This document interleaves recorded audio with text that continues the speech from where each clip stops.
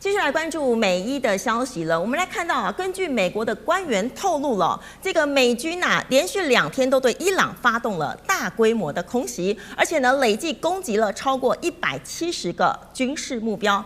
那么将来呢可能会优先的透过外交降温，但是也保留了更多的打击名单。那么另一方面呢 ，CNN 也公布了最新的卫星影像了。这个伊朗呢，它其实是已经开始要重建这个遭到攻击的核设施。那么美军先前打击到底是不是真的已经达成了战略的目标呢？其实呢还是存疑的哦。那么美国总统啊，这个川普啊，他其实公开表示说呢，是不排除攻击伊朗的民生设施，甚至呢还形容说这个癌症啊就要尽早切除。那么这一番的说法呢，立刻就引发了外界的质疑啊。如果将这个电力啊、洪水、交通这些攸关平民生活的重要基础设施列为攻击目标的话，那是不是已经涉及了违反国际人道法呢？好，那么另外呢，伊朗的国安首长他立即就回应说啊，如果伊朗的我们的这个民生设施遭到你们攻击的话，就会展开对等的反击，甚至呢还可能会把以色列列为攻击的目标。那么这要问一下 Ross 了，这个如果美国真的是把这个伊朗的这些电力呀、这个水利呀、交通啊这些民生设施列为攻击的目标的话，那有没有已经踩到这些国际人道法的红线呢？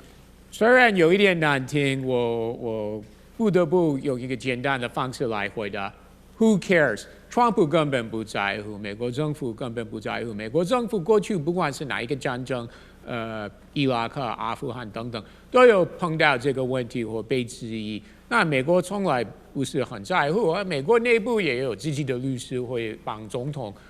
或战争部以前国防部解决，所以没有问题，没有跨一个红线了。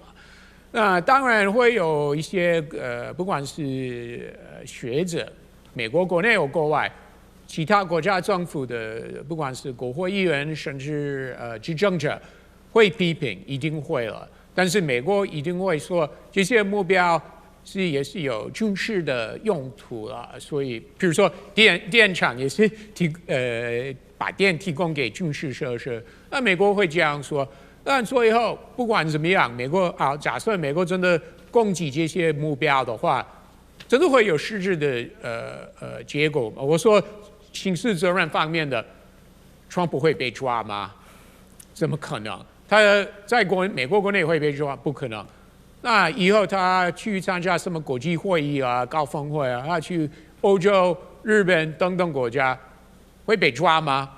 这些国家会帮伊朗抓他吗？也不可能。或者他下台之后会被抓。那个时候小布希不是发动美国入侵伊拉克跟阿富汗，很多人说他是什么刑犯啊、国际法等等，也没有被抓了。所以我们一边是可以从理论学术的角度来看这个问题，但是比较重要的是要实在看待这个问题，一定会有这个声音、这个批评，但是这个根本不会影响到战争部或美国情报单位挑选什么目标，或总统给他的 OK， 这些理论一点不会影响到美国选择。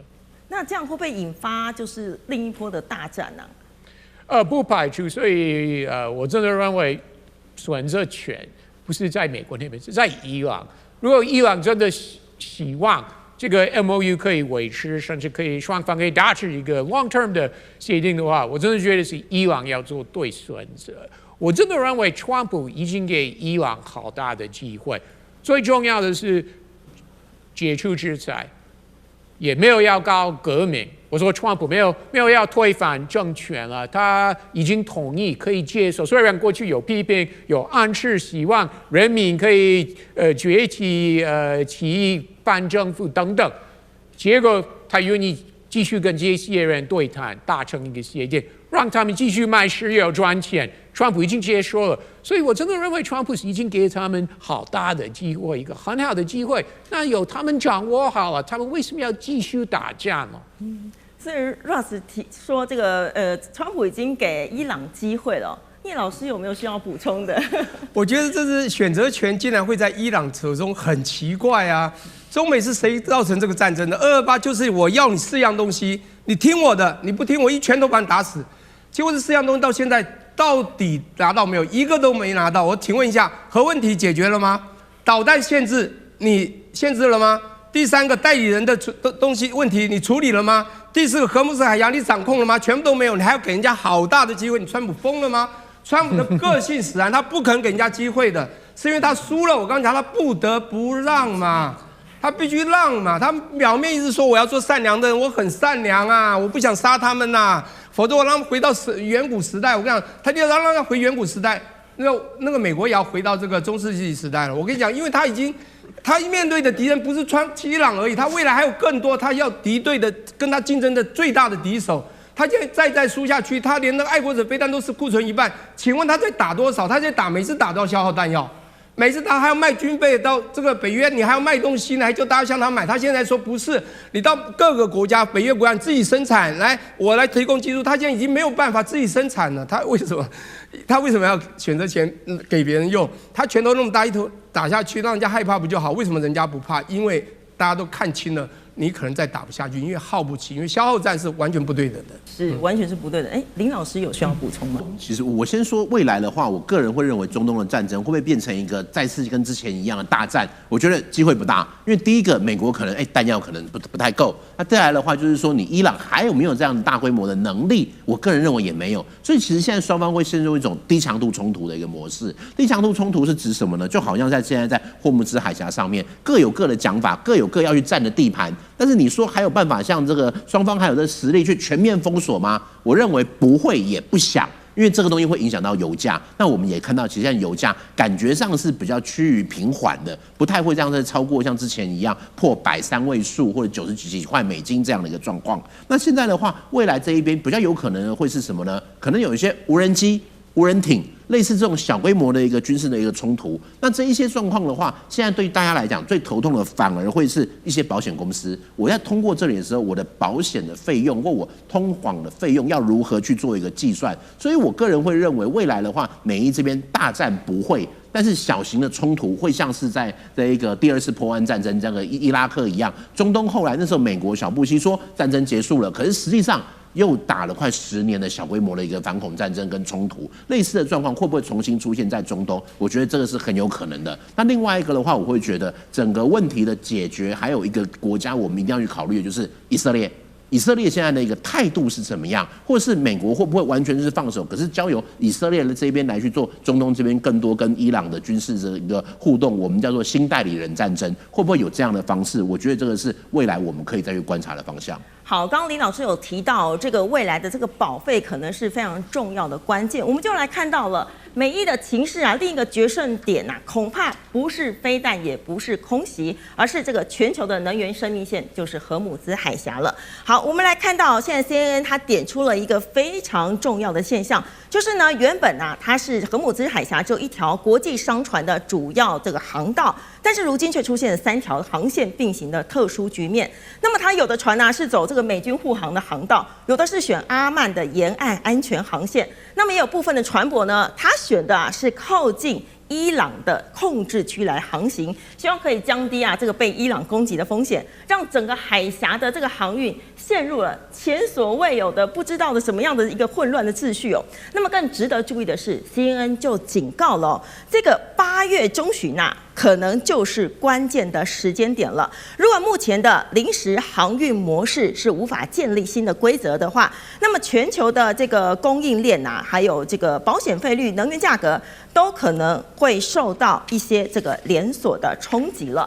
那么换句话说呢，其实美国他们要的就是自由航行权了，那么伊朗要的呢，则是实际的控制权。双方看起来好像都没有这个封锁荷姆兹海峡，但是却都要用自己的方式来重新定义说，谁才是真正的规则制定者。我们来问一下林老师哦，这个荷姆兹海峡它现在如今出现了这个3条航线并行，那么美伊虽然是停火了，但是他们实际上却是各自都划分了自己的势力范围。那么这一场这个航道控制权之争，那么是不是这个美伊的新一轮角力的开始呢？或者是说他们这个是全球的能源供应链也即将面临前所未有的大危机？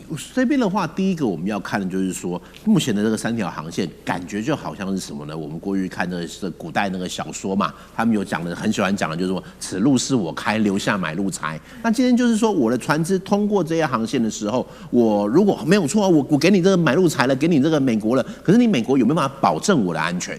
就是说，今天的美国跟伊朗这一边的一个互动性，还有彼此划分的势力，是真的可以确保安全吗？那一定也有的一个国家会说，我不要跟你美国这个互动嘛，我跟这个伊朗，那我伊朗我该给你的也给你了，跟你伊朗的互动也完成了。可是你今天伊朗外交部跟革命卫队跟他在当前在第一线的部队，彼此之间的协调性是如何？所以我会认为的是，现在在国际上面，大家可能普遍还是比较相信美国一点。因为如果说我现在跟伊朗打交道，但现在很明显的是，伊朗你的一个执政的团队、外交的团队，跟我接触的团队，跟你在第一线在荷姆斯海峡掌握的那个团队，可能是不同调的。那会不会我走你这条线，还是有可能被攻击？所以其实这一点会回归到的，就是说哪一个国家可以提供安全的保证？那当然这里的话，是不是会对能源的供应链有更大的一个危机？我会认为，最黑暗的时候已经过去了。对能源来讲的话，现在其实应该还是会逐渐的会走向相对来说比较稳定的一条路。那这边的话，另外还是要讲的就是说，